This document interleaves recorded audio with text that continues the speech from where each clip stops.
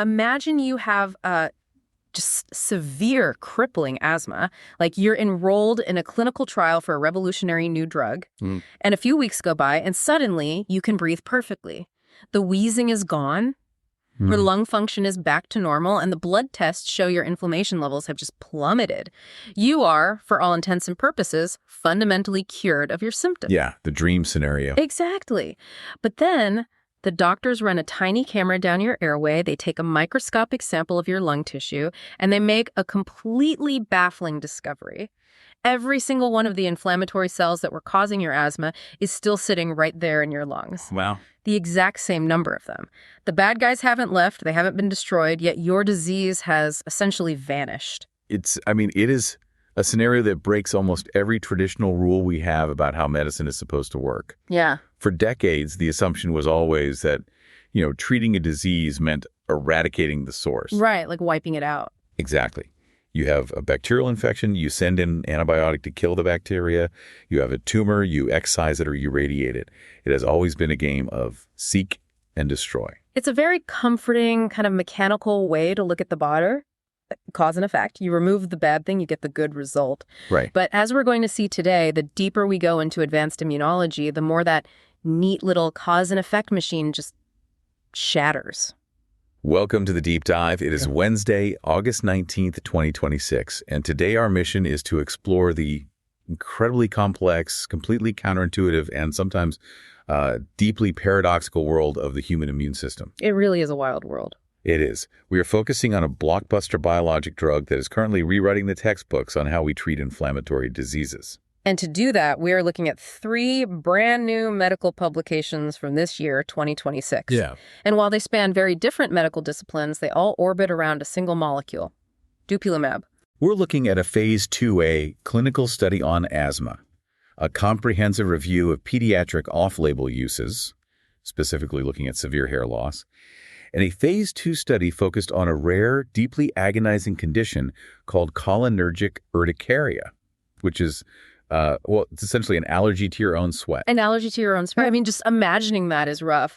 We want to understand exactly how these new targeted biologics work. We want to see where they perform what looks like absolute molecular magic and where they hit a hard, painful wall. Mm-hmm. But before we get into the clinical trials, we have to understand the tool we are working with, because biologic is a buzzword that gets thrown around constantly in pharmaceutical commercials, usually accompanied by people running through a field of daisies or something. Right, the slow motion running. Always the slow motion. Yeah. But what does it actually mean biologically? The literature describes Dupilumab as a fully human IgG4 monoclonal antibody. That is a really dense string of jargon. It is. Let's pull that apart because every word in that description is basically a masterclass in modern bioengineering. Let's start with monoclonal antibody. Your immune system is basically a massive decentralized military. Right. Antibodies are the specialized targeting systems. A monoclonal antibody is a synthetic, lab-made protein engineered to act exactly like your natural antibodies. But instead of scanning for a million different threats, it is programmed with a single, unchangeable mission. So it only does one thing. Exactly. Find one highly specific molecular target in the body and bind to it. And the fully human part, because I know earlier generations of these drugs had a major flaw, right? Yeah, they really did. In the early days of biologics, scientists would use mouse proteins to create these antibodies. They're called chimeric antibodies. Mouse proteins. Yeah. The problem was that the human immune system is incredibly smart. It would look at this life-saving drug, recognize the mouse protein as a foreign invader, and attack the drug itself. Oh, wow. So your body fights the medicine. Exactly. Patients would have severe immune reactions, and the drug would just stop working. So fully human means the entire sequence of the antibody has been engineered to perfectly mimic human genetics. Your body looks at Dupilumab and assumes it belongs there. It's a stealth ship. That's incredible. And IgG4. That's the specific subclass of antibody. Some antibodies bind to a target and scream for the immune system to come blow it up. Like dropping a flare. Right. An IgG4 antibody is much quieter. It's a blocking antibody.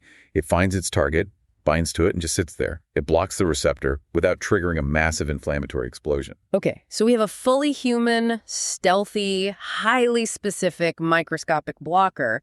What is the actual target it is looking for? It is hunting for a tiny specific component on the surface of our cells called the interleukin-4 receptor alpha subunit. You'll see it written as IL-4R alpha. Think of this receptor as a highly specialized keyhole on the outside of your cells. And what normally goes into that keyhole? 2 very specific messenger proteins called interleukin-4 and interleukin-13, IL-4 and IL-13. These are cytokines. They are the chemical generals that drive a very specific type of immune response called type 2 inflammation.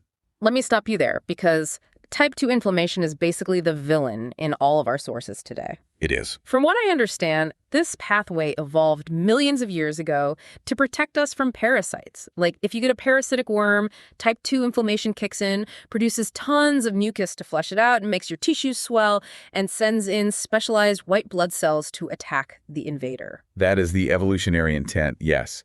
But in the modern world, where parasitic infections are rare in developed nations, this system often gets bored and confused. Bored immune cells, never a good thing. Never. It starts reacting to harmless things like pollen, pet dander, or even our own skin and lung tissue. When IL-4 and IL-13 bind to that receptor, they trigger the cascade. They order the body to produce IgE antibodies, which cause allergic reactions. Right, the allergy markers. Exactly. They recruit eosinophils, which are highly destructive white blood cells. They break down the barrier functions of your skin and lungs. So by sending in Dupilumab to bind to the IL-4R alpha receptor, you are effectively putting a microscopic piece of duct tape over the keyhole. That's a perfect way to look at it. IL-4 and IL-13 are still floating around in the blood, screaming their orders to cause an asthma attack or an eczema flare-up, but the cells simply cannot hear them. The communication network is severed. It is a targeted communications blackout. Mm-hmm. And this is a monumental shift from how we used to treat these diseases. Historically, if someone had severe inflammation, we gave them broad systemic corticosteroids, prednisone, for example. The ultimate blunt instrument. Absolutely. Steroids are incredibly effective, but they work by suppressing nearly the entire immune system. They carpet bomb the military. Yeah. That leaves the patient vulnerable to infections, causes bone loss, weight gain, mood changes, and just a host of other severe side effects. Dupilumab leaves 99% of your immune system completely untouched and fully functional. It only takes out the one specific radio tower broadcasting the type 2 allergy signal. Okay, let's unpack this. Because understanding that precise mechanism is exactly what makes our first source so mind-bending.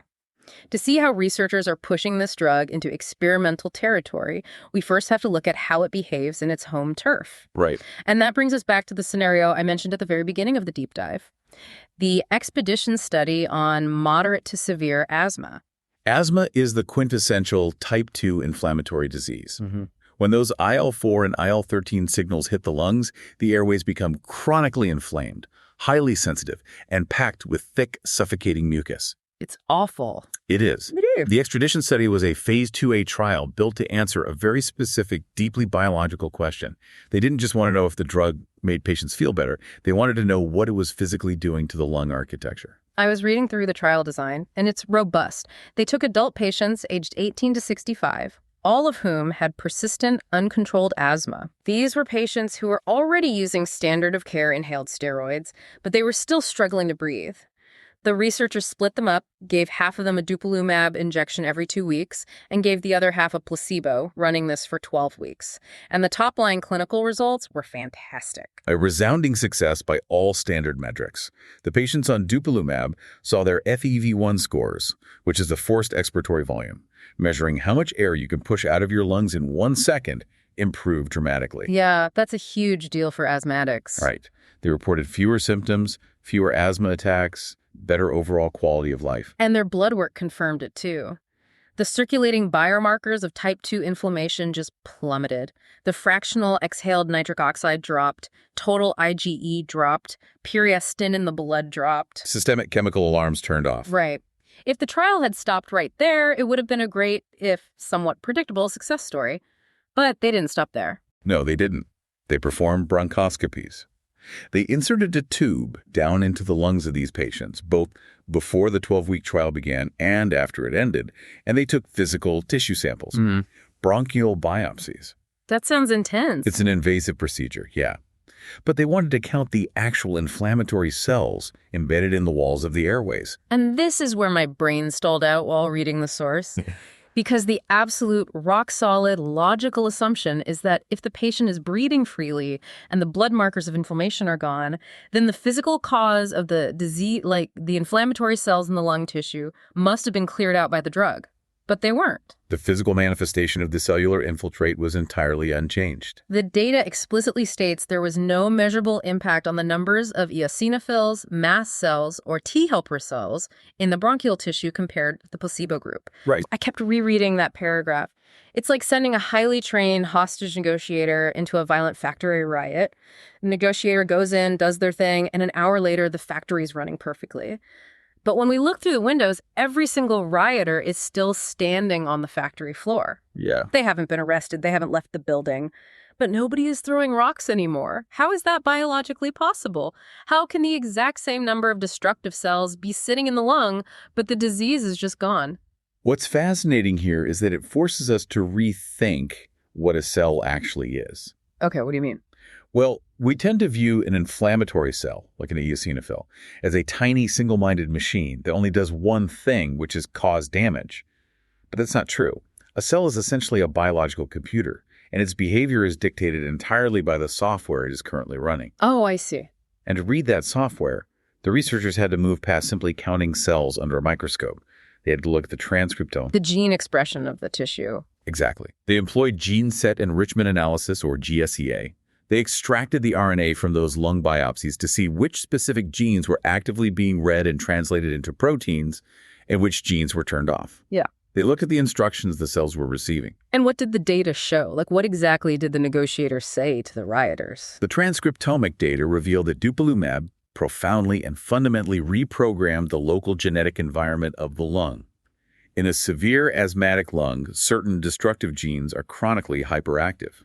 Two of the major ones highlighted in the study are MUC5AC and POSTN. I looked into those, and they are essentially the architects of an asthma attack. Yeah, they really are. MUC5AC is a gene that codes for a specific type of mucin, which is the primary structural component of airway mucus. When this gene is stuck in the on position, the airways flood with a thick, sticky gel that physically plugs the lung. Patients effectively start drowning in their own fluids. It's a terrifying mechanism. And POSTN codes for periostin, which is a protein that drives tissue remodeling and fibrosis. It's what makes the airway walls permanently thicker and stiffer over time, reducing lung capacity irreversibly. But the GSEA data show that after 12 weeks of Dupilumab, the expression of both MUC5AC and POSTN was drastically downregulated. Downregulated. The drug reached into the tissue and turned the volume dial on those specific genes down to 0. It silenced the instructions for mucus and scarring. But, the reprogramming went even deeper than that. Dupilumab didn't just turn off the bad genes. It actually upregulated. It turned back on dozens of genes that are normally suppressed in a diseased asthmatic lung. Oh, wow. Yeah, it shifted the entire genetic landscape of the tissue away from an asthma phenotype and back toward a healthy phenotype. This is a monumental paradigm shift. We aren't destroying the cells. The eosinophils are still at the party, but they've stopped trashing the house because the specific biochemical music telling them to do so has been turned off. That's exactly it. The duct tape is over the receptor. The IL-4 and IL-13 signals can't land, so the cells simply revert to a dormant, non-destructive state. It is cellular diplomacy rather than cellular warfare, and it perfectly resolves the paradox. The cells don't need to be evicted from the tissue if they're no longer programmed to cause harm. Okay, so if we possess a tool that doesn't just nuke the immune system, but actually reprograms localized gene expression, that opens up a staggering array of possibilities. Oh, absolutely. If we can shift a lung back to a healthy phenotype, what happens if we take this hyper-specific tool and aim it at completely different tissues? What if we aim it at the skin or the hair follicles in diseases that are also driven by a malfunctioning immune system? That line of questioning is exactly what is driving the cutting edge of dermatology right now, and it leads us directly into our second piece of literature. The Paediatric Review. This paper looks at off-label uses of Dupilumab for children. Just to be clear for everyone, off-label means physicians are prescribing the drug for conditions that regulatory agencies haven't officially stamped it for yet. Right. Usually because the clinical trials take years to catch up to the frontline medical discoveries. Yeah, exactly. We know this drug is officially approved for severe pediatric eczema, atopic dermatitis in babies as young as 6 months old. But pediatric dermatologists are now trying it on other deeply traumatic skin and hair disorders. And arguably the most compelling and historically surprising frontier they were exploring is a condition called alopecia areata. Alopecia areata, or AA. For anyone who hasn't encountered this, it is an autoimmune hair loss disorder. Unlike male pattern baldness, this is your immune system actively attacking your hair follicles. Yes. It can cause sudden, completely smooth bald patches on the scalp, or it can progress to alopecia totalis, which is the complete loss of all hair on the entire body. Eyebrows, eyelashes, everything. The psychological toll of this disease, especially on a developing child or a teenager, is catastrophic. Oh, I can only imagine. Middle school is hard enough. It is incredibly difficult to treat. And for decades, the absolute dogma in immunology was that alopecia areata was driven by completely different biological pathways than things like asthma or eczema. Right, because asthma is type 2 inflammation, but alopecia areata has always been categorized as a Th1 or Th17-mediated disease. Think of Th1 and Th17 as completely different branches of the military. They are the pathways generally associated with classic autoimmune disorders, like psoriasis or rheumatoid arthritis, where the body directly attacks its own structural tissues. So logically, using a drug like Dupilumab, which only blocks type 2 inflammation on a Th1 disease like alopecia, should be completely useless. It would be like sending a submarine to fight a land war. Based on the old, highly compartmentalized view of the immune system, yes, it should fail completely. But the science evolved. Researchers began to notice something highly unusual in a specific subset of alopecia patients. What was it? They found that kids who had alopecia, but who also had a severe history of atopic dermatitis, severe eczema, or severe food allergies, their blood work looked different. Their IgE levels, the allergy markers, were through the roof. They had massive type 2 immune activation happening at the same time as their hair loss. They had the physical presentation of a Th1 disease, but the internal biochemical signature of a type 2 allergy patient. And that biological overlap was the rationale doctors needed to say, well, what if we try the allergy drug on the hair loss? Exactly. The efficacy data outlined in this review is frankly astounding. I was looking at a specific study they highlighted involving 31 kids. The average age was around 11 years old. These kids all had both alopecia areata and atopic dermatitis. They put them on Dupilumab, and 77.4% of those children experienced significant hair regrowth. Nearly 80% response rate in a pediatric population for a historically intractable disease. It's unheard of. They outline another retrospective series of 20 kids aged 5 to 16. The researchers measured their progress using the SALT score, the severity of alopecia tool. A score of 0 means you have a full head of hair, and 100 means complete scalp baldness. These children started with a mean SALT score of 54.4, so severe, highly visible hair loss. After 72 weeks on Dupilumab, the mean score plummeted to 2.2. They basically got all of their hair back. For a child facing middle school, that is not just a medical treatment. It is a life-altering intervention. Here's where it gets really interesting, though, and honestly a little terrifying. Because as I kept reading through this pediatric review, I had a massive glaring caveat. The paradoxical flare. Yes. The sources document that while Dupilumab is producing these miraculous hair regrowth stories in some patients, in a different subset of patients, taking Dupilumab actually causes or severely worsens alopecia areata. I need you to explain this to me because it sounds like a logical impossibility. How can the exact same monoclonal antibody cure a disease in a 10-year-old and then trigger that exact same disease in a 15-year-old? If we connect this to the bigger picture, it is the ultimate illustration of how delicately balanced the human immune system actually is. Okay. We used to think of these immune pathways, type 2 versus Th1 and Th17, as isolated silos. A much more accurate and much more modern biological model is a seesaw. Okay, an immune system seesaw. Picture a playground seesaw. On the left side, you have the type 2 immune response, the allergic, eosinophilic, eczema-driving pathways. On the right side, you have the Th1 and Th17 responses, the pathways that drive classic autoimmune tissue destruction, like non-allergic alopecia. In a perfectly healthy human being, that seesaw sits dead level. The pathways check and balance each other.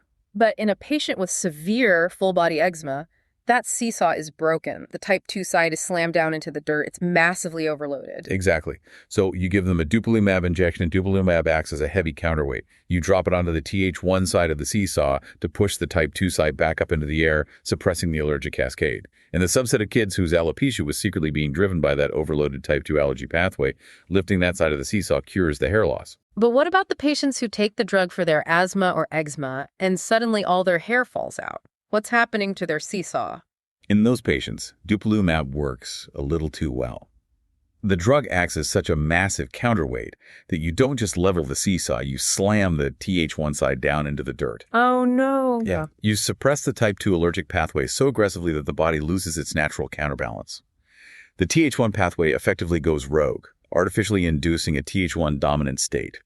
You have essentially bioengineered an autoimmune environment, triggering the classic form of alopecia areata in a patient who previously only had allergies. So by perfectly curing their allergy, you inadvertently give them autoimmune hair loss. It forces a profound humility upon the medical community. It proves that biological systems are highly interconnected webs, not isolated variables. You cannot push heavily on one part of the web without the vibrations traveling everywhere else. It means we cannot just prescribe these advanced biologics blindly based on a surface symptom. A doctor has to map out the specific immune endotype, the underlying chemical reality of the exact patient sitting in the room. That seesaw analogy clarifies so much. It really highlights the stakes of precision medicine. We've seen this molecule perform molecular diplomacy on genes in the asthma trial. We've seen it act as a highly volatile counterweight in hair loss, capable of curing or causing the same disease based on a patient's internal chemistry. Which brings us to the most frustrating and perhaps most human part of this deep dive. What happens when you take this incredibly precise billion-dollar biologic tool and throw it at a condition that remains a total biological mystery? You're referring to the clinical trial on cholinergic urticaria. Cholinergic urticaria, or CHOLU. Let me set the stage for the listener, because reading about the daily lives of these patients is absolutely heartbreaking. CHOLU is a rare condition that predominantly strikes young adults, usually between the ages of 15 and 35. And the trigger for their disease is a rise in core body temperature, specifically sweating. It is an agonizing, paralyzing way to live. Yeah. Imagine being fundamentally allergic to your own body heat. You cannot go for a jog. You cannot eat spicy food. You cannot take a warm shower. You can't even experience a moment of acute stress or anxiety without your entire body breaking out in deeply painful, intensely itchy hives. And to make matters worse, the standard first-line defense for hives, which are over-the-counter and prescription antihistamines, almost universally fail for these patients. The hives break through anyway. They are desperate. Yeah. So researchers looked at Dupilumab, and the logic tracks. It does. Dupilumab is already approved and highly successful for other forms of chronic, unexplained hives. It blocks the type 2 inflammation cascade. Let's see if it works for the sweat allergy. The biological rationale was entirely sound. The researchers designed an investigator-initiated phase 2, randomized, double-blind, placebo-controlled trial, the gold standard of medical research. They recruited patients whose CHOLU was completely refractory to antihistamines. Half got the drug, half got the placebo, and they ran the trial for 16 weeks. I read the outcome data, and there is no way to sugarcoat it. It failed. This is the flat wall. The primary endpoint of the trial was a reduction in the CHOLU S7, which is a standardized activity score that measures the daily severity of the hives and the itch. At the end of the 16 weeks, both the placebo group and the Dupilumab group showed slight, somewhat similar improvements, but the drug failed completely to achieve statistical significance over doing nothing at all. By the strict rules of clinical trial methodology, the null hypothesis won. The drug showed no proven benefit. But this is where the paper takes a massive detour from biology into logistics. Because I have to ask, did the trial fail because Dupilumab biologically cannot fix a sweat allergy? Or did the trial fail because the real world got in the way of the science? It is almost certainly the latter. This trial was a victim of historical timing. It was completely derailed by the SARS-CoV-2 pandemic. I saw that mentioned in the methodology section. How badly did COVID disrupt this? Catastrophically. When statisticians design a clinical trial, they calculate exactly how many human beings they need to participate in order to mathematically prove that a result isn't just a random fluke. For this trial, they determined they needed 72 patients to achieve what is called statistical power. But CHOLU is already a rare disease. Finding 72 young adults with this specific severe form of it is hard enough. Exactly. And then global lockdowns hit. Medical centers were overwhelmed, non-essential trials were paused, and vulnerable patients simply could not travel to clinics for experimental injections. The researchers had to prematurely halt recruitment. They only managed to get 48 patients through the trial. So they fell far short of their target. What does that actually mean for the data, like practically speaking? It means they lost statistical power. The trial dropped to 76% power, which is well below the standard threshold required to prove efficacy. Right. In statistics, there is signal, the actual effect of the drug, and there is noise. the random variation of human biology. Yeah. When your sample size is too small, the noise easily drowns out the signal. The drug might actually be working beautifully for some of these patients, but you literally do not have enough math to prove it to the FDA. So the researchers are stuck in a nightmare scenario. They have a failed trial, a desperate, suffering patient population, and half a data set that might contain the cure, but they can't prove it. Normally, this is where a paper ends. They publish the failure and the research dies. But these researchers did something that sounds entirely like science fiction. They turned to advanced computational data science. They utilized a generative decision tree model. Yes, the synthetic data. They took the data points from the 48 real human beings who actually participated in the trial, and they fed that data into a machine learning algorithm, and the algorithm generated virtual patients. It created synthetic digital humans, effectively quadrupling their sample size from 48 to almost 200, but purely in a computer. And here's the plot twist in the paper. When they ran the analysis on this new, massive synthetic data set, the signal suddenly cut through the noise. Yeah, it emerged. The Dupilumab group showed a statistically significant improvement over the placebo with a p-value of 0.019. The drug worked. It is a breathtaking application of mathematical modeling in clinical research. Okay, I have to push back hard on this because I know the listeners driving their car right now screaming the exact same skeptical question I had. Wait a minute, isn't generating synthetic data just like making up fake patients so that your failed trial suddenly looks successful? It sounds like that. Right. If my bank account is empty, I can't just run an algorithm to generate synthetic dollars to pay my mortgage. How is this not just academic cheating? This raises an important question about the integrity of modern medical data. And your skepticism is not just valid, it is absolutely necessary. On the surface, it feels entirely counterintuitive, even deceptive. But to understand why this is a valid scientific tool, you have to understand what the generative decision tree model is actually doing. It is not a random number generator. It is not just making up arbitrary scores to force a positive p-value. Okay, walk me through the defense of the algorithm. How does it work? The model conducts a hyper-complex analysis of the exact distributional structure, the hidden biological correlations, and the topological patterns within the real data of those 48 actual patients. So it looks at what actually happened. Exactly. Okay. It learns how a 22-year-old male with a specific baseline IgE level and a specific baseline high score responds to the drug over 16 weeks. It maps out hundreds of these interacting variables. When the algorithm generates a synthetic patient, it is creating a data point that is mathematically constrained by the exact same rules, limits, and structures as the real humans. So it's not inventing biology, it's extending the existing biology. It is an advanced extrapolation. It's asking the mathematics, based on the strict biochemical rules we observed in these 48 people. Right. If we had possessed the time and money to recruit 150 more people who looked biologically identical to them, what is the most highly probable outcome? Even with that explanation, I assume the FDA isn't going to look at computer-generated humans and say, great, the drug is approved, start selling it. Absolutely not. And the researchers are intensely transparent about that in the paper. They do not claim that the synthetic data definitively proves the drug works. They explicitly label this entire synthetic analysis as exploratory, not confirmatory. So if it doesn't get the drug approved and it doesn't definitively prove the science, what is the point of doing it? Why publish the synthetic data at all? Because it acts as a flare gun in the dark. The point of publishing this is to signal to the global scientific community, and more importantly to the pharmaceutical funding agencies, do not abandon these patients. It is a mathematical plea that says, look, the biological signal is highly likely to be real. It is just buried under the statistical noise of a COVID-disrupted trial. Please give us the funding to run a massive, multi-center, real-world phase 3 trial to prove it for real. Ah, I see. It's a rescue operation for the hypothesis itself. Yes, it highlights the brutal, agonizing reality of researching orphan and rare diseases. If a trial for $1 billion cholesterol drug fails because of a pandemic, the pharmaceutical company will just run it again next year. Sure, they have the money. But for a rare disease like cholinergic urticaria, this trial might have been their only shot for a decade. Synthetic data is an imperfect but necessary tool to ensure that promising science doesn't wither and die simply because of real-world logistical bad luck. So what does this all mean? We have journeyed through 3 vastly different applications of a single highly engineered molecule. We have seen how targeted biologics like Dupilumab are profound, paradigm-shifting tools, but they operate in ways that defy our traditional mechanical understanding of medicine. They really do. In the asthma trial, we learned that we don't have to destroy immune cells to cure a disease.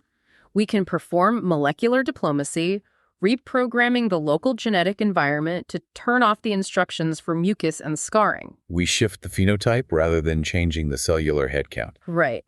Then, in the pediatric review, we saw that this reprogramming power is potent enough to reverse mysterious, devastating conditions like alopecia areata. But because the human immune system is an incredibly delicate seesaw, that power demands intense precision. If we drop too heavy of a counterweight on the allergy side, we can inadvertently launch the autoimmune side into the air, triggering the exact hair loss we are trying to cure. It is the ultimate lesson in the interconnectedness of human biology and the absolute necessity of precision medicine. And finally, with the sweat allergy trial, we received a harsh dose of reality. It doesn't matter how elegant the biological theory is or how perfectly the biologic binds to the receptor. Real-world logistics, small sample sizes, and global pandemics still dictate what we can scientifically prove. Yeah, the real world always gets a vote. It does, although the rise of synthetic data modeling is giving researchers a new weapon to keep hope alive for rare disease patients. The overarching takeaway for the listener, whether you are a medical professional, a patient, or just someone fascinated by the future of human health, is that we are fundamentally leaving the era of blunt instrument medicine. The days of carpet bombing the immune system with broad steroids to treat inflammation are slowly coming to an end. It's a new era. We are firmly entering the era of hyper-personalized gene-modulating treatments. We are no longer just unplugging the server. We are learning how to selectively edit the code of the immune conversation itself. And that concept of editing the code brings me to a final thought I want to leave you with today. Something to mull over as you go about your week. We've seen that these monoclonal antibodies can fundamentally shift our localized gene expression back to a healthy phenotype. We know they can turn off the destructive music without actually destroying the cells in the room. And we are rapidly mapping out exactly how to balance the delicate immune seesaw.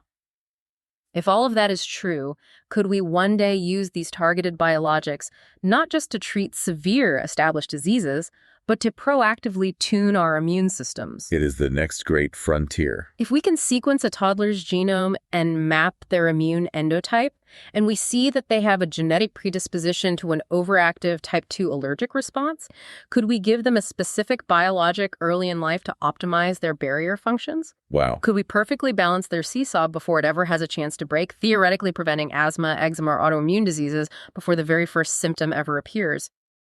Are we looking at a future that moves beyond personalized treatment and into the realm of hyper-personalized immune prevention?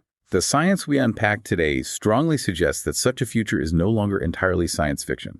It is a biological possibility. It is a staggering amount to think about. Thank you for joining us on this journey through the muddy, miraculous, and endlessly complex waters of modern immunology. Keep questioning, keep learning, and we will catch you on the next deep dive.